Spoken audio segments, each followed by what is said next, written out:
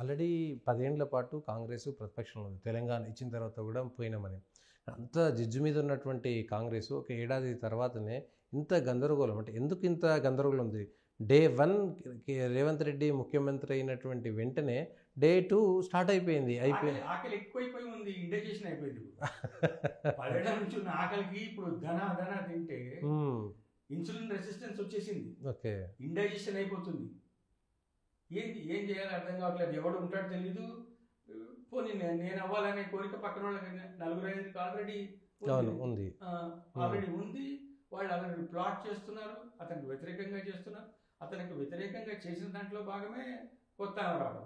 పాత ఆమెను 5 స్టార్లో పెట్టి బ్రహ్మాండంగా మెయింటైన్ చేశారు కాబట్టి ఆమెను జరిపితే తప్ప లాభం లేదని ఈమెను పంపించారు. మరి ఏం చేసినా ఈమె వచ్చి గాంధీజీ లెవెల్లో రాట్నం ఉడుక్కుంటూ, అది ఈ రోజుల్లో రాట్నం ఉడకటం, పొలలు పెట్టి పండ్లు నొక్కటం, ఆటోలు నువ్వు ఏం తిరిగితే ఏముంది అదంతా, నువ్వు ఏం చేస్తావు అనేది ఇంపార్టెంట్ కాదు, జెన్యూనిటీ కనబడాలి. ఇంకోటి విజయశాంతి ఫ్యాక్టర్ ఒకటి. అవును, అసలు రేవంత్ రెడ్డి చెప్పిన ఎవరికి రాకపోవడము, ఆయన కీ అనుకున్నటువంటి కుడిభుజం అనుకున్నటువంటి వేం నరేందర్ రెడ్డికో లేదా ఫహీం ఖురేషీకో ఇద్దరికి రాకపోవడము, రేవంత్ రెడ్డికి అసలు రాహుల్ గాంధీ అపాయింట్మెంట్ ఇవ్వలేదు, ఇచ్చిండ నేను బిల్డప్ ఇస్తున్నారనేటువంటి వార్త విజయశాంతికి రావడం ఏమిటి, ఏంటి అంతా అంటారు? అసలు ఎట్లా విజయశాంతి ఎక్కడ ఉంది? ఏ పార్టీలో? ఆమెకి తెలంగాణ అని పలకడం రాదు. నన్ను అడిగితే తెలంగాణ అంటున్నాను. ఏం తెలంగాణ? ఏదో సినిమాలో ఏదో ఉండేది, కేసీఆర్ ఏదో గెలిపించాడు, అది ఇది. నిజంగా పాలిటిక్స్ తెలుసా ఆమెకి? ఏం ఉద్యమమో ఏంటో, ఎవరు ఉద్యమమో అసలు ఆమెకి ఎమ్మెల్సీ చేయటం వల్ల ఏంటి ప్రయోజనము? కాంగ్రెస్ లాభం లేదంటారా? ఎట్లుంటుంది చెప్పు? ఏం లాభం ఉంటుంది? Crowd puller, known face. Crowd pulling అనేది పెద్ద. చిరంజీవి కూడా క్రౌడ్ పుల్లరే. చిరంజీవి కన్నా పెద్ద క్రౌడ్ పుల్లర్ కాదు కదా. చిరంజీవికి ఏం చేశారు జనాలు? ఎంజాయ్ చేశారు చూసి. పొలిటికల్ హీరోగా కన్నా సినిమా హీరోగానే చూస్తారు మీటింగ్లలో కూడా. ఆయన హావభావాలను చూసి అరే టైం పాస్ ఒక గంట మనకి జబర్దస్త్ మాట్లాడుతున్నాడని ఒక సినిమా చూసినట్టు చూసి వెళ్ళిపోయారు, కానీ ఓట్లు రాలే కదా. పవన్ కళ్యాణ్ కూడా అలాగే చూస్తారు, కానీ పవన్ కళ్యాణ్ కెటలిస్ట్ లాగా ఉపయోగపడ్డాడు. అవును, కన్సిస్టెన్సీ ఉంది, కన్సిస్టెన్సీ ఉంది. ఓడిపోయినా కూడా నిలబడ్డాడు. అవును, వాళ్ళకి తోడై ఉపయోగపడ్డాడు. అవును, పెట్రోల్లో ప్రజల్లో క్లారిటీ వచ్చింది. పవన్ లేకపోతే చంద్రబాబు ఒంటరిగా గెలిచే పరిస్థితి లేదు, ఒక దగ్గరకు వచ్చి ఆగిపోయేవాడు. పవన్ కళ్యాణ్ వల్ల ఆ స్టెప్ కూడా ఎక్కేశాడు. పెట్రోల్ ఇథనాల్ కలిపితే ఇంకొంచెం మైలేజ్ చేస్తున్నాడు. బాబు అనే పెట్రోల్లో పవన్ అనే ఇథనాల్ కలిసి అవును కొంచెం ముందుకెళ్ళగలిగారు, గెలిచారు. ఇథనాల్ లేకపోతే మధ్యలోనే బండి ఆగిపోయి. అవును, అదే పద్ధతిలో ఇప్పుడు 22 సీట్లు కూడా వాళ్ళకి ఇథనాల్ లాంటిది. అవును, అది లేకపోతే వాళ్ళు ముందుకు పోలేదు. సో ఇవన్నీ యాంగిల్స్, కవిత యాంగిల్ చూసినా, కేసీఆర్ యాంగిల్ చూసినా, వీళ్ళందరి పట్ల బాబుకున్న యాంగిల్ చూసినా బీఆర్ఎస్ బీజేపీ కలిసే ప్రసక్తి చాలా తక్కువ, అవకాశాలు చాలా తక్కువ.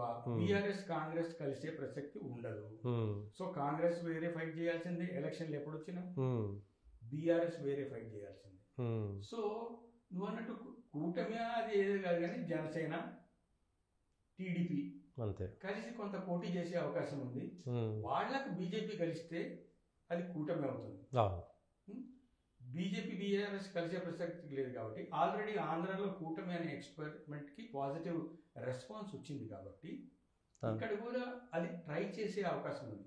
పవన్ కళ్యాణ్కి తెలంగాణలో బ్రహ్మాండంగా హీరో వర్షిప్ ఉంది, అది ఉపయోగపడుతుంది. టీడీపీకి కొంత బీసీ క్యాడర్ ఉంది. ఇప్పుడు ఏదో బీసీ నినాదం అదంతా కొత్తగా పెట్టారు కాబట్టి బీసీలు టీడీపీతో ఎన్టీఆర్ టైం నుంచి ఉన్నారు. ఇప్పటికీ కొంత క్యాడర్ ఉంది, కొంత లీడర్లు ఉన్నారు. బాబు మళ్ళీ వచ్చాడంటే డెఫినెట్ గా కొంత గుంపు తయారయ్యే అవకాశం ఉంది.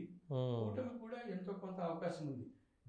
కూటమి వల్లనే మొత్తం గవర్నమెంట్ వచ్చేస్తుందని మనం చెప్పలేము. అయితే ఆ 3 పార్టీలు పూలప్ అవడానికి అవకాశమే ఎక్కువ ఉంది. అవును, ఎందుకంటే బీఆర్ఎస్ ని తీసుకోలేరు, కవిత ఫ్యాక్టర్ వల్ల తీసుకోరు, బాబు నిన్ను ఒప్పించలేదు, అవును, బాబు ఒప్పుకోడు. అంతే. ఏ రకంగా ఏ యాంగిల్లో చూసినా కేసీఆర్ కాళ్ళ మీద పడ్డా ఒప్పుకునే ఛాన్స్ లేదు.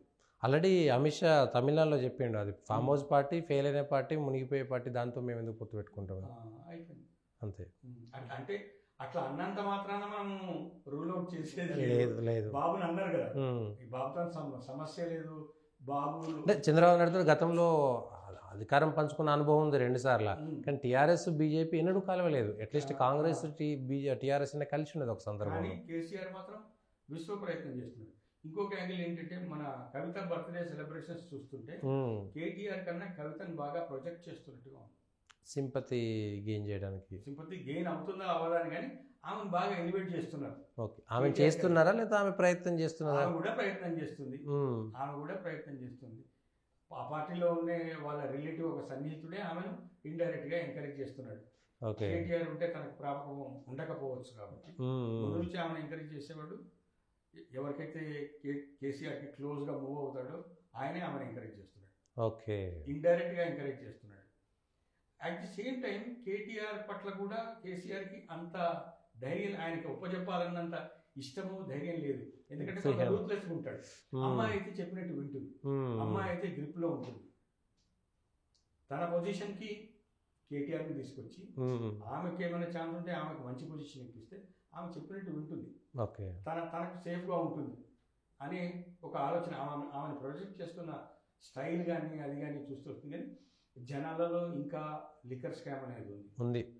స్మెల్ పోలేదు, లిక్కర్ స్మెల్ పోలేదు ఉంది కాబట్టి అక్కడ మొత్తం కంపు అయిపోయింది. అది ఇంకా కంటిన్యూ అవుతుంది. టీఆర్ఎస్ కి వచ్చే ఎలక్షన్స్ లో కేసీఆర్ అంటే ఆ లుకౌట్ వేరే ఉంటుంది. వన్స్ మీరు ఎవరినైనా అబ్బాయినో అమ్మాయినో సీఎం క్యాండిడేట్ గా ప్రకటించారంటే జనాలకు అంత ఇంట్రెస్ట్ ఉండదు. స్టిల్ కేసీఆర్ మీద ఇంట్రెస్ట్ ఉంది, డెఫినెట్గా ఉంది.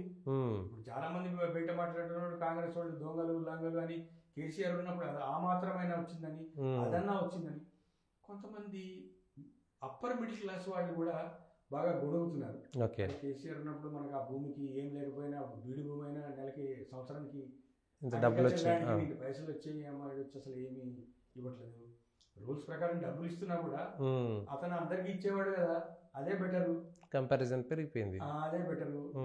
ఈ చిన్న చిన్న సర్వీసులు వాటర్ మంచిగా వచ్చేది. ఇప్పుడు ఎండాకాలం స్టార్ట్ అయినప్పటి నుంచి నీళ్ళు జనాలకి గంట కూడా ఉండదు. ఎట్లా అయిపోయిందంటే లోకల్ గా ఎవడైతే ఉంటాడో ఆపరేటర్ వాడే కింగ్ అయిపోయాడు. వాడి పైవాడికి కానీ ఇంకోటికి చెప్తే గానీ అదంతా ఎవరినేం లెక్క చేసేది లేదే. పంటలు ఎండిపోతున్నాయని జనంలో అదొక ప్రాబ్లం అయిపోయింది. కాళేశ్వరం అట్లనే అయిపోయింది. ఇంకోటి కాళేశ్వరం అని, ఈ గొడవని, వాడు దొంగ అని, వీళ్ళంగా అని ఇవన్నీ చేశారు. సరే, రేవంత్ రెడ్డి ఎవరి మీద ఏమి యాక్షన్ తీసుకోగలిగాడు? అవును, 1.5 year అయింది ఆల్మోస్ట్. ఏమి నువ్వు బయటికి తీసుకురాగలిగావు? ఒక్కరిని అరెస్ట్ చేయలేకపోయారు కదా. ఎక్కడ ఏం చేయగలిగావు? అవును, ఫోన్ ట్యాపింగ్ కానీ, అవును, ఏదైనా ఎన్ని చెప్పారు. ఫోన్ ట్యాపింగ్, కాళేశ్వరము, ఈ కరెంటు కొనుగోలు, లేకపోతే ఫార్ములా కేసు, లేకపోతే నయీం కేసు, లేకపోతే మియాపూర్ భూముల case, mission Bhagiratha, mission Kakatiya, అన్ని డబ్బులే అన్నారు. రోజుకొకటి ఏదో తవ్వి ఏదో ఒకటి అనౌన్స్ చేస్తారు తప్ప దాని ఫాలో అప్ యాక్షన్ ఏది లేదు. ఏముంది? ఎందుకు లేదు? అన్నిటికీ కృష్ణారెడ్డి ఒకడే కాంట్రాక్టర్, అంతే. వీలైన వాళ్ళ బీజేపీ కోసం పనిచేస్తున్నాడు కృష్ణారెడ్డి, బీజేపీ గవర్నమెంట్లలో పనిచేస్తున్నాడు, టీఆర్ఎస్ దగ్గర పనిచేస్తున్నాడు, రేవంత్ రెడ్డి దగ్గర కూడా పనిచేస్తున్నాడు. అంతే, అందరికీ ఒకడే కాంట్రాక్టర్, అంతే. మెయిన్ సోర్స్ అదే. ఇప్పుడు ఒకరిని డిస్టర్బ్ చేస్తే ఆయన డిస్టర్బ్ చేసినట్టు. మరి ఆయన అందరికీ ఫండింగ్ చేస్తున్నాడు. ఎక్కడ యాక్టింగ్ అవుతుంది? ఎవరు సిద్ధంగా లేరు, ఏ పార్టీ కూడా ఒప్పుకోవడానికి సిద్ధంగా లేదు. పుష్ చేసే అవకాశం లేదు. ఎక్కడ పుష్ చేసినా మళ్ళీ అతన్ని గ్రిప్ లోకి తీసుకోవాల్సి వస్తుంది. బిల్స్ పే చేసినోడు ఎవడు, అవును, ప్రాజెక్ట్ ఎగ్జిక్యూట్ చేసినోడు ఎవడు, అవును, ఇతని దగ్గర నుంచి ఎల్ఎన్టీకి ఎందుకు పోయింది, అవును, అట్లా అసలు ఎందుకు ఇచ్చారు? ఎల్ఎన్టీ ప్రాజెక్ట్ కృష్ణారెడ్డికి ఎట్లా వచ్చింది? అవును, అవును, ఎల్ఎన్టీ అనేవాడు మెయిన్ కాంట్రాక్ట్ కదా, వాడు చేయాలి. అవును, వాడు కృష్ణారెడ్డికి ఎందుకు ఇచ్చాడు? అవును, దాంట్లో ఎవరున్నారు, మతలబ్ ఎంత పేమెంట్ అక్కడికి వస్తుంది. మళ్ళీ అది వస్తే అయ్యా నేను మిమ్మల్ని కూడా కలిసాను కదా, మా పలానా, అవును, ఈ ఎన్నికల మీద చూసినాం కదా, ఆ ఎన్నికల మీద చూసినా కదా, ఎవరిని చేయగలరు? అంతే. ఆ గడబడిలో అందరు సేఫ్ అయిపోతున్నారు. అంతే. సేమ్ ఫోన్ ట్యాపింగ్ కూడా అంతే. ఫోన్ ట్యాపింగ్ బయట తీస్తే ఇటు రేవంత్ రెడ్డికి ప్రాబ్లం, అటు చంద్రబాబు నాయుడుకి ప్రాబ్లం. చంద్రబాబు నాయుడు ఎన్డీఏలో ఉన్నాడు. సో ఫోన్ ట్యాపింగ్ తీస్తే కేసీఆర్ తోటి ఆగిపోతుంది అది. సో అందరికీ వచ్చేస్తుంది మళ్ళీ. సో అక్కడ ఎన్డీఏ ఇబ్బంది పడుతుంది కాబట్టి వాళ్ళు ముందుకు పోవట్లేదు. సో మొత్తానికి ఏదో తెలియని గందరగోళము అన్ని పార్టీల్లో ఉండిపోయింది. కానీ తెలంగాణ ప్రజలు మాత్రం ఇబ్బంది పడుతున్నారు. పరిపాలన గాడిలో లేదనేటువంటి ఫీలింగ్ మాత్రం గట్టిగా ఉంది. డెఫినెట్గా లేదు. రోడ్లు కూడా సరిగ్గా లేవు. ఏ సెక్టార్ బాగుంది అనేది మనం ఫలానా చేశారు అనేది. ఉమ్, మరి రోజుకు ఒక ఫ్లైఓవర్ అనౌన్స్ చేస్తాడు. ఫ్లైఓవర్ అంటాడు, అండర్ పాస్ అంటాడు, ఓవర్ పాస్ అంటారు, డబుల్ డక్కర్ ఫ్లైఓవర్లు అంటారు, ఉమ్, ఫ్యూచర్ సిటీ అంటారు. ఫ్యూచర్ సిటీలో ఏం లేదు, అంత బోగస్ అని ఒకడు అంటాడు. అవును. అంతా ఇటే డెవలప్ అవుతుంది అంటారు. ఎక్కడ ముఖ్యమంత్రి జీతాలు ఇవ్వడానికి లేకుండా పోతుంది, ఫైనాన్షియల్ క్యాన్సర్ అన్నాడు. అదెంత మెయిన్ సెల్ఫ్ కాన్ఫిడెన్స్ కోల్పోతారు కదా. స్టేట్ కి నువ్వే ఫైనాన్షియల్ క్యాన్సర్ అని నువ్వు చెప్పితే అవును, మరి క్యాన్సర్ క్యూర్ అవుతుందా కాదా? అవును, క్యాన్సర్ కి క్యూర్ ఉందా లేదా? ఇక అంతా మునిగిపోవాల్సిందేనా? అవును, ఒక సీఎంఏ ఆ క్యాన్సర్ అనే పదం వాడటం అవును, ఎంతవరకు కరెక్ట్? అట్లానే అపోజిషన్ లీడర్ని ఇండైరెక్ట్గా ఉద్దేశిస్తూ నెక్స్ట్ నువ్వు మార్చురీకే పోవటం అనేది ఎంత అబ్జెక్షనబుల్. అవును, సరే, అదే లెవెల్లో హరీష్ కూడా పిచ్చి కుక్క వాడని అని అన్నాడు. అవును. పిచ్చి కుక్క అనడం కొంతవరకు ఓకే, పిచ్చి కుక్కలా వాడు అరుస్తూనే ఉంటాడు అట్లా జనరల్ గా. కానీ ఆ స్థాయిలో ఉండేటువంటి వాళ్ళు మాత్రం జుగుప్సాకరంగా మాట్లాడతారు. All of them are hitting below the belt. That is not correct. అవును, అన్పార్డనబుల్. అంటే కేసీఆర్ ఉద్యమంలో మాట్లాడితే యాక్సెప్ట్ చేసిన ప్రజలు కేసీఆర్ అధికారం ఉన్నప్పుడు మాట్లాడితే యాక్సెప్ట్ చేయలేదు, మళ్ళీ ఇప్పుడు కూడా యాక్సెప్ట్ చేయట్లేదు. అవును, ఇప్పుడు అతనే ఎంతో కొంత చేశాడు మనకి, అతనే ఎంతో కొంత ఐడెంటిటీ ఇచ్చాడు అనడానికి కారణం రేవంత్ రెడ్డి వాళ్ళ శిష్యులే. అవును, కాంగ్రెస్ చేసిన తప్పుల వల్లనే కేసీఆర్కి మళ్ళీ పేరు వస్తుంది. మీ వైఫల్యం వల్లే అతనే బెటర్ ఆల్టర్నేటివ్ అనే మాట వచ్చింది. అంతే. మీరు అతని లెవెల్లోనైనా చేసి ఉంటే, ఇచ్చిన ప్రామిసెస్ అన్ని ఇంప్లిమెంట్ చేసి ఉంటే అంత వచ్చేది కాదు. ఇప్పుడు ఒక లేడీ బస్ ఎక్కుతుంది, వాడు ఇది ఎక్స్ప్రెస్ అని చెప్తాడు, అంతే, టికెట్ కొట్టాల్సింది, అంతే, తిట్టుకుంటారు.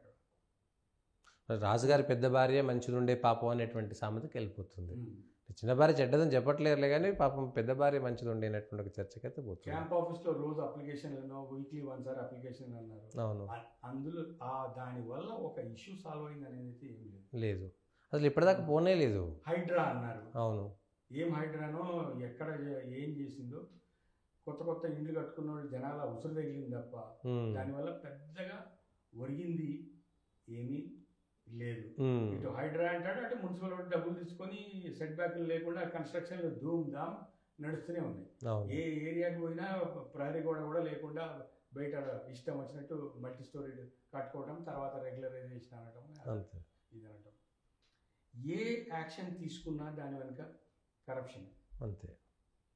మున్సిపాలిటీ వాడికి ఒక కంప్లైంట్ కావాలి, అది రియలా కాదా, నిజమేనా, ఇల్లీగలా, అదంతా కాదు.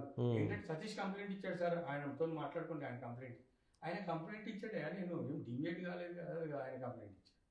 కంప్లైంట్ అనేది ఒక అవకాశం. అంతే. నీ మీద కొంత అనుమానం వచ్చింది కదా, వసూలు చేసుకోవాల్సిందే. అంతే. ఇంకొక అంశం, జర్నలిస్టుల అరెస్ట్ అనేటువంటిది, సరే తప్పు చేశారా, జర్నలిస్టులు కూడా బిలో ద బెల్ట్ హిట్టింగ్ అనేటువంటిది క్లియర్గా ఉంది. జర్నలిజం పేరుతో కొందరు చేస్తున్నారు, కానీ లేడీస్ని అర్ధరాత్రి లేదా పొద్దున్న లేవకముందుకే పోయి అరెస్ట్ చేయడం అనేటువంటిది వాళ్ళని సమర్థించట్లేదు, వాళ్ళ వ్యవహారాన్ని సమర్థించట్లేదు. కానీ వ్యవహరించినటువంటి తీరు, పోలీసులు వ్యవహరించినటువంటి తీరు ఎట్లా మనం అర్థం చేసుకోవచ్చు అంటారు? ఇప్పుడు ఏమైపోయిందంటే, ఇంతకుముందేమో ఇండిపెండెంట్గా ఎంటిటీస్ ఉండేవి. అవును, పేపర్లకి కొంత నిబద్ధత ఉండేది. మనం నిజం చెప్తున్నామని, అబద్ధం చెప్తున్నామని ఎడిటర్లు అనేవాళ్ళు కొంత స్వీయ నియంత్రణ, ఒక పద్ధతి ఉండేది. మనకి ఒక లైన్ అనేది ఉండేది. అవును, ఎడిటోరియల్ పాలసీ అని ఒకటి ఉండేది. ఎడిటోరియల్ పాలసీ మనం బీజేపీకి సపోర్ట్ చేస్తామని ఉండేది కాదు. అవును, ఇదైతే ఇట్లా, ఇంతవరకు రాయొచ్చు, మనం ఇంతకన్నా మనం దిగజారకూడదు అనే ఒక పద్ధతి ఉండేది. కనీసం డాష్ పెట్టు, అవును, మాట్లాడడానికి వీళ్ళు, పత్రికా భాషకు వీళ్ళని అవును అట్లా ఉండేది. ఇప్పుడు డైరెక్ట్గా వీళ్ళే భుజాన్ని వేసుకొని సేమ్ అదే మళ్ళీ మర్సనరీ కాన్సెప్టే. అంతే. మన పార్టీ పవర్, మనల్ని హైర్ చేసిన పార్టీ, మనల్ని ఫైనాన్స్ చేసిన పార్టీ పవర్లోకి రావాలి. అంతే. కాబట్టి వి విల్ డూ ఎనీథింగ్. అంటే ఎనీలో ఇంకెక్కడికైనా దాని పర్యవసానమే ఇది. ఎక్కడో ఒకట్లా అడ్డుకట్ట వేయకపోతే ప్రతి ఛానల్ యూట్యూబ్ అని ఒక పార్టీకి పెయిడ్ మర్సనరీ లాగా అయిపోతుంది. ఇంకా దెర్ ఇస్ నో లిమిట్.